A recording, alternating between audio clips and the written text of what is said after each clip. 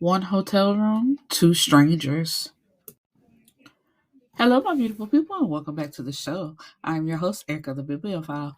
So, we are here for the book that I was talking about last episode, which is Bryce and Teyon from A Crescent Falls Christmas, which this book was before Casey's Mill book, because if you listen to the episode at the end, so this is Teyon's story before hers.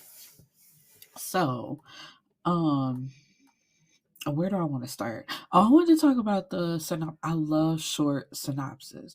Like I think I have said before, some of y'all give away the whole plot of y'all book and y'all synopsis. They be way too long. Which this one was short and simple, as you heard at the beginning of the episode. One hotel room, two strangers. Ooh, I wonder what happened with that. Let's go. And so the story starts off with Tion, who is going up the mountain to save her marriage. Now, she's not actually married to her boyfriend, Stefan, but they've been together for a while and they're like hitting a bump in their relationship. She's a traveling chef, like caterer, excuse me. So she's gone a lot. And her boyfriend has an attitude about that because he lost his job. Like he used to work, but he lost his job. And I guess after that, he hasn't been able to find anything. So he complains about her working all the time, which is like, skirt, let's pull over right there. Now, as someone in a relationship, because I'm not jumping on the bandwagon of how some people feel like men should be the sole providers because it's not just women that act that way. Some men feel that way too. But if you do lose your job as your partner, it's like, okay, you had us for this long. Now I got us. But that don't mean that you just no longer do anything either. Cause it's like this man ain't looked for a job or just ain't nothing fell in line. Cause I've said in previous episodes, like, okay, yeah, we grown, but if you can't find a job in the field that you're looking for, get something part time. As long as you bring in some type of money, like getting something, because you doing 100, excuse me, you doing 100% of nothing when you can at least be bringing in a little bit of something like that makes no sense to me. That's just like in I'm so sorry, to go to a different story, but going back to Siobhan and Boss Chicks 3 with Dennis, it's like, okay, you were a low level drug dealer. You really weren't bringing in that much money anyway. But the fact that you got quote unquote fired from that job, then you just didn't do anything, and then you harping on your wife about the fact that, oh, you're not helping me get my job back and I can't make no money doing that. But it's like you're not making no money, period. So you might as well go and do something else. But anyway, sorry about that. Let's jump back into Tion and Stefan. So, she done booked the cabin that they're gonna be staying in, hotel room. Cause it's like it's a work slash holiday with her boyfriend because she's going up there to cater an event. But it's like the way she does her job, she cooks the food and she goes to set up, but everything is like throwaway, so there's nobody to clean up or nothing like that. So it's very easy. She drops off the food and basically she's done. Um, and she's on the phone with her mom, telling her mom about, she's about to go and the trip that she's going on. And her mom like, girl, I just don't like, why would you? And of course she's worried about her safety too, because there's like a bad storm coming in. So she gets off the phone with her mom. Then her cousin calls. I'm like, girl, I know the fuck you ain't. And she's like, excuse me? She's like, Auntie just told me that you going on a trip with that nigga. Like, why you taking your son? When she called that man her son, oh, I felt like I said, yeah. Can't he be mad at you? Yeah. Like, um, but and it was sad because it felt like Tion, she was fighting for her relationship. Like she had to defend her boyfriend against her mama and her cousin within the span of like 5 minutes. And then she's also sitting there herself thinking like, damn, my relationship really ain't shit. But anyway, she's like, I'm doing this, I'm gonna save my relationship. This nice little getaway is gonna be exactly what we need. Boom, boom, boom. So she what was it, the day before, she saw that he had checked in, but he wasn't answering his phone. So she sent him a text message like, hey, I see that you checked in to the hotel already. I know this is going to be great for us. I can't wait to reconnect with you. I love you. Boom, boom, boom, boom, boom. Man still don't reply. But anyway, she gets in the car. I thought she was gonna have to take like a plane or something, but no, it was literally just a ride. So the car service, the man she's talking to, he's a nice older man, and excuse me, just making conversation like, you having holidays with your family? And she's like, no, I'm going to work. I'll see them for New Year's. And he tells her, yeah, same. But one of his sons decides to spend the holidays alone. So after he dropped her off, he going to check on him. And he's like, what do you do? She tell him about her what is it, catering company, Lord, why I'm drawing a blank, which is called Taste Teas, which I thought was so cute and like real clever. I'm like, it's so simple, but it's so cute. And so he like, oh yeah, with the salmon bites. It's like, girl, you almost got me cussed out by my wife. I almost got left at how good that food was. Because he kept asking about whatever event it was where her food was there. It's like, he kept asking, like, who made these? Who made these? And the wife is like, ask one more time about who made them. And you can go find a little heifer that made them. And she's like, oh yeah, those are her favorite. They're just having conversation. But I thought it was cute. Because he was like, did you not hear me? I said you almost ruined 40 years of marriage with how good that food was. And she's like, oh no, I'm sorry. He's like, girl, I'm just joking. My wife ain't going nowhere. Like, I wouldn't let her. And so she makes it to the resort. Oh, excuse me. And it's a hassle to even get a key to her room, which I'm not understanding. Because, like, if I book this room and I'm like, I'm pretty sure she did, or like would have. Like, I got the confirmation that my boyfriend checked in yesterday, so somebody's in the room. Give me the key to my room. So she goes up to her room, and then we're introduced to Bryce, and Bryce is a lawyer who is spending the holidays alone. He had a wife and son who he lost in a terrible car accident, because as a lawyer he was working hard on a case, and his wife and son were leaving to go to his parents' house before him, like, we'll meet you there when you're done working on this. But it's like almost as soon as they left, he's getting a phone call that they've been in a fatal accident and neither one of them made it. So he feel like he killed his wife and son because he wasn't there with them, which, I mean, when you can't talk to people in grief and how they take these things and how they deal with it, because it's just like, that literally makes no sense. Because the only thing that probably would have changed was you would have died with them, but you're not responsible for their death. But he hates the holiday season. That's why he's up there. Like, he don't want to spend time with his family. He'll talk to them after. He don't want to see no Christmas decorations, no none of that. He nothing. Truly Grinch. So he was working out in the gym, like really running, pushing himself really hard, until somebody came in, which I found crazy. The man was working out in the dark, and when it's at the hotel, when other people come in and turn the light on, he stops staring them down and then walks out, which the person apologized like, hey man, I'm sorry, I didn't mean to interrupt your workout. He ignores the man and walks straight past. I'm like, see, that's how y'all get cussed the fuck out. Because first of all, why are you working out in the dark? And then when other people come in, you looking at them like they answer. This not your fucking building. And then I'm talking to you like, come see, you ain't gotta have a full blown conversation, but have some common courtesy. You could at least say, "Oh no, it's all good. Don't worry about it. I was getting ready to leave anyway." Something like that. But just to walk away when somebody's talking to you and ignore them when they're not being rude to you is crazy to me.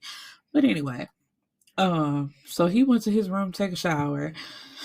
Lo and behold, the room that Teyon walks into, Bryce is there, and it's the whole, what the fuck you doing?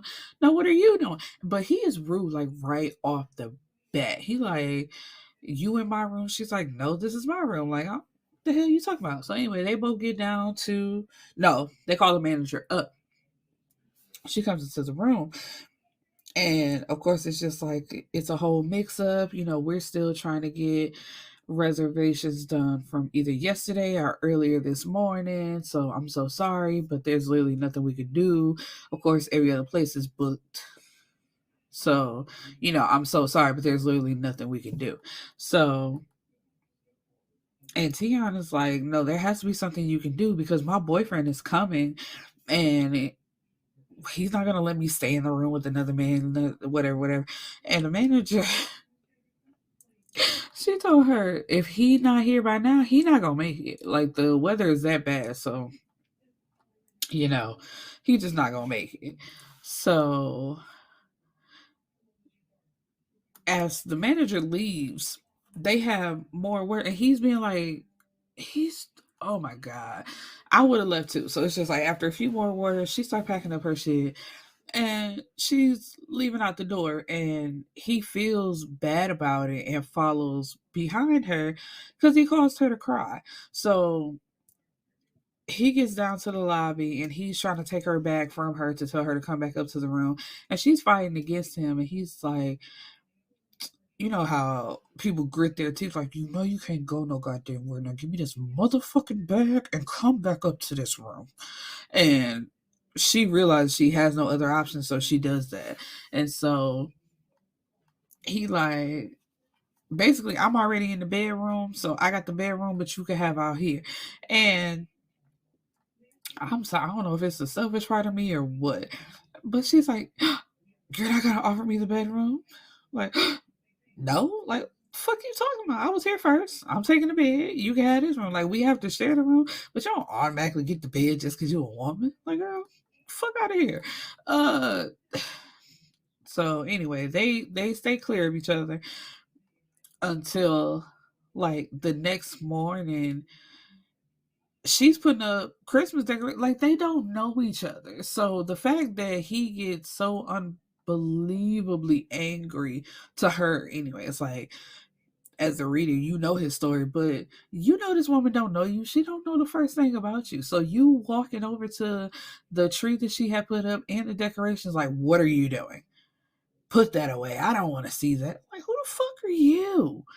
And he actually like snatches her tree, snatches her ornaments, and once again upsets her and has to go after her. It's just like, man, what the fuck is happening? So he apologizes, and they're slowly starting to like call the troops. It's like, we ain't got nothing else to do. There's nothing else we can do. So just let that be that. So she offers him food. They sit down to eat together, and she's still checking her phone. And he just blatantly act like, that nigga ain't checked up on you yet.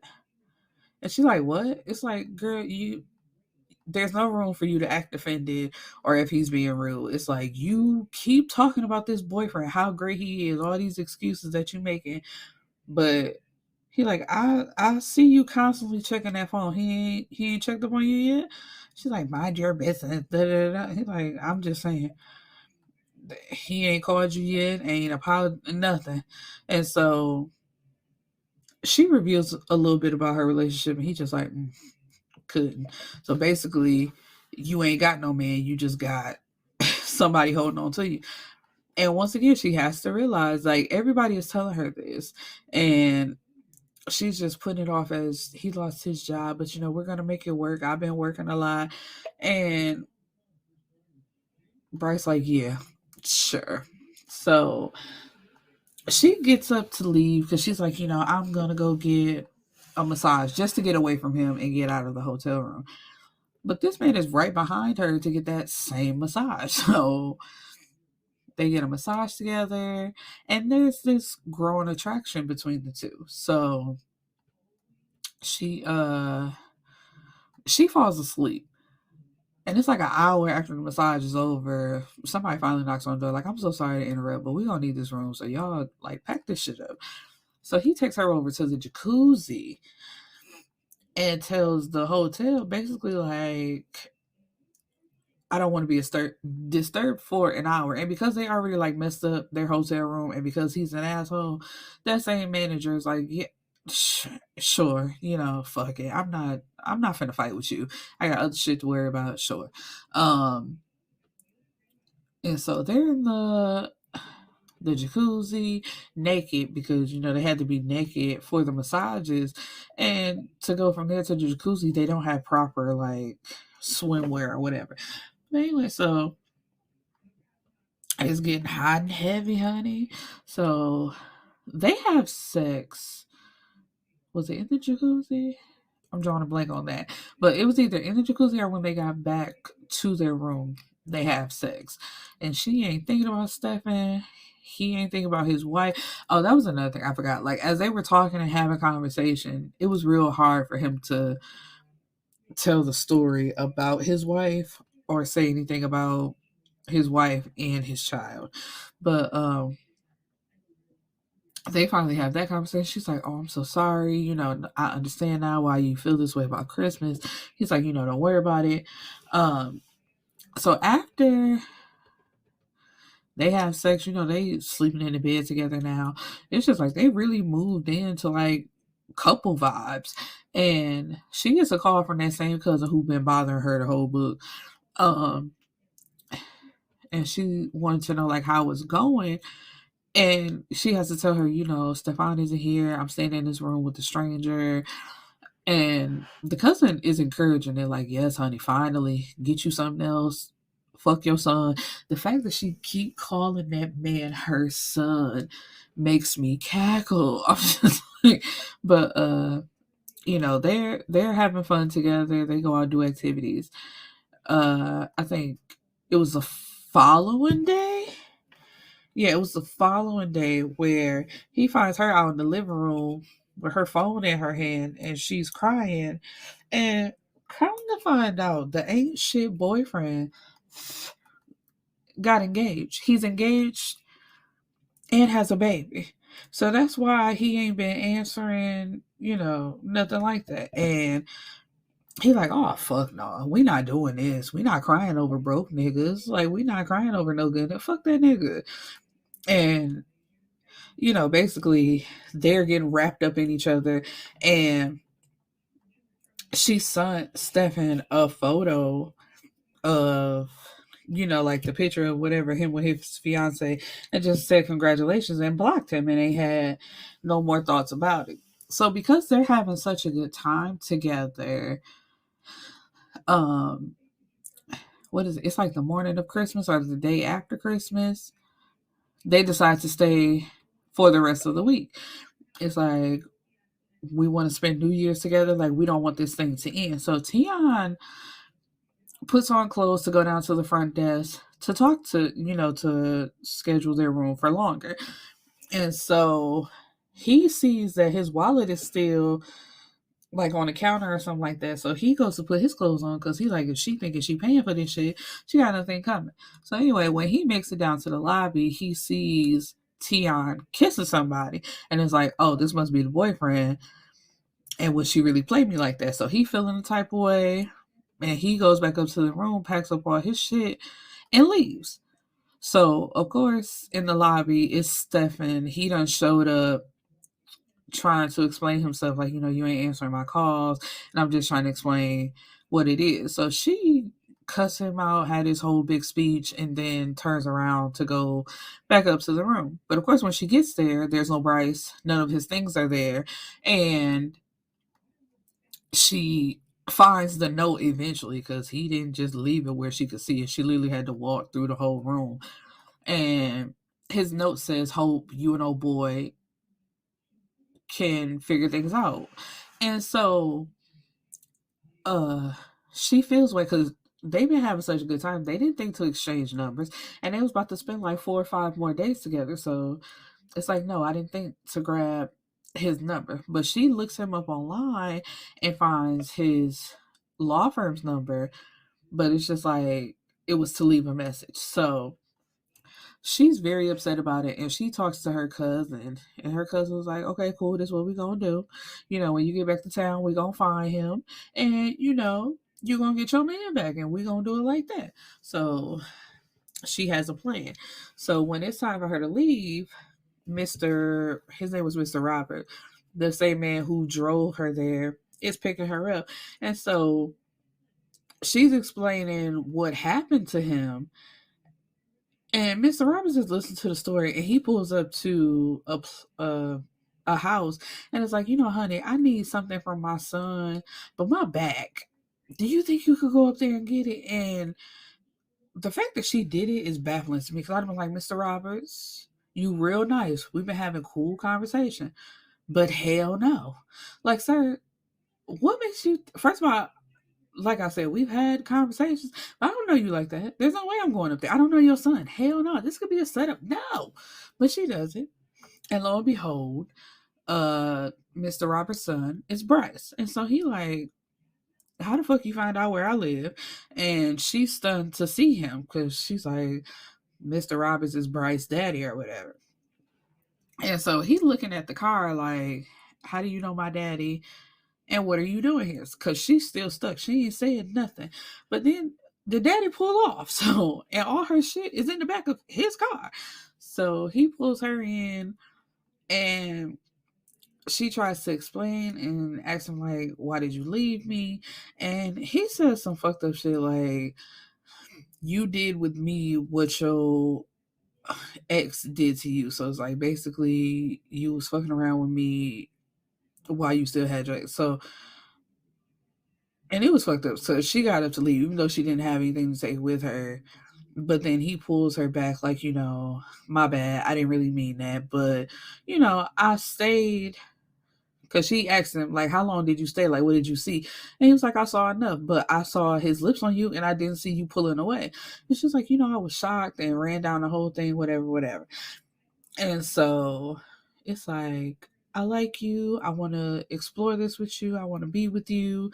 I sucked that nigga on his way. Fuck him. And he's finally to the point where he can move on from his wife and son. It's like, of course, never forgetting them, but it's time to move on. And so we're at the epilogue where it's 10 months later, and he's showing up to their gravesite, the wife and the son, and he's telling them, it's been so hard for me to come here. I miss y'all so much, and this is what's going on with my life, and I'm gonna always remember y'all. And then we hear snow crunching, like somebody walking up, and it's Teyon, and she's pregnant. And she tells him, like, yeah, I'm going to make sure he visits y'all every day, because she's been a real support system for him. And it's like, I never want you to forget your family, but, now we are also a family. So that's their happily ever after. And it was a great read. I really like this. I believe I read one other book by, I want to say it's Tylin or T-Lin, because it's T apostrophe Lyn. So I'm gonna go with T-Lin. And I'm gonna have to reread that story, because I read it, but I don't remember anything about the book. But I've read her work before. But I do want to give you kudos for this book. This was a great book. I really enjoyed this story. So please go pick it up. Bryce and Teyon, A Crescent Falls Christmas. Peace and blessings, my beautiful people.